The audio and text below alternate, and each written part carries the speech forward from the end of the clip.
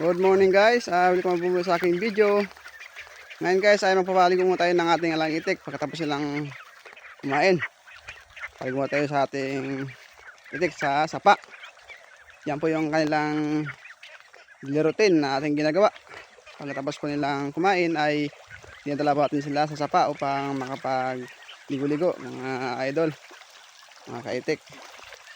Yan po, talagang masaya po silang maligo kapag katapos po nilang kumain. Enjoy na enjoy po talaga sila dito sa ating sapa. Yan po, ang linaw pa ng tubig mga kaitik.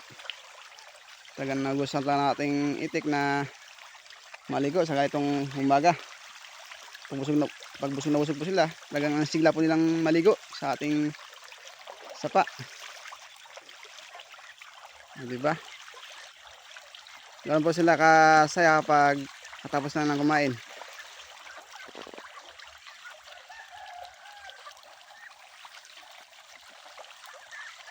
Ito yung karamihan mga pangsibi.